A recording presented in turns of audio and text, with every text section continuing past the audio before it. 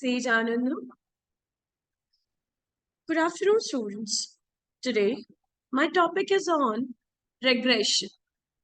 Now, some of the students have asked me what is the difference between regression and classification, and when to judge that we are going to use a regression algorithm or classification algorithm.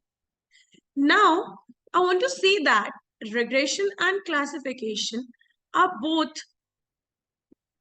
the algorithms used in supervised learning. Now, what is supervised learning? In supervised learning, we have one independent variable and the other dependent variable. Now, what do you mean by independent variable?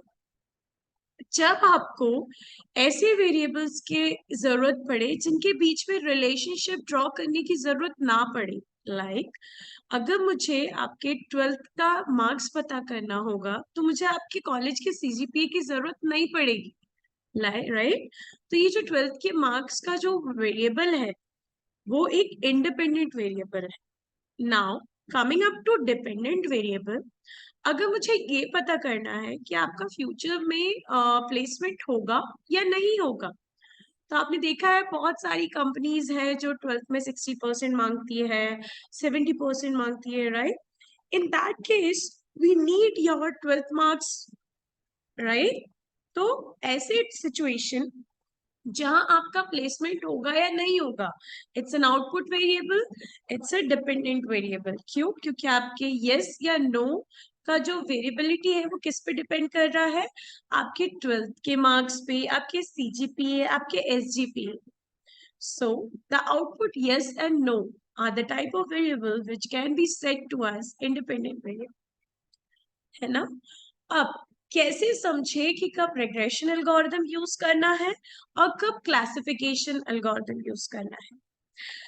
जब आपके पास एक ऐसी situation हो कि आपके पास labelled input data है, right, जहां पे आप एक वेरिएबल से दूसरे वेरिएबल के होने या ना होने का पता लगा पा रहे हैं, और आपको पता है कि आपका आउटपुट एक कैटेगोरिकल है।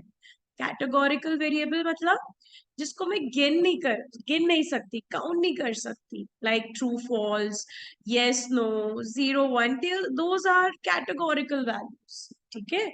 उसको हम न्यूमेरिकली कंप्यूट नहीं कर सकते, ठीक? तो ऐसे कैटेगोरिकल वैल्यूज जब एज एन आउटपुट आपके मॉडल पे इम्प्लांट होते हैं, at that time we use classification.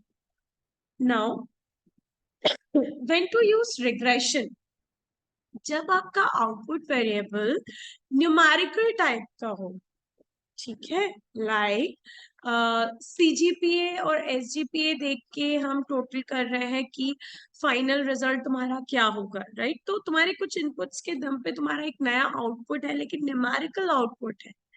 ऐसे केसेस में हम रिग्रेशन यूज करते हैं।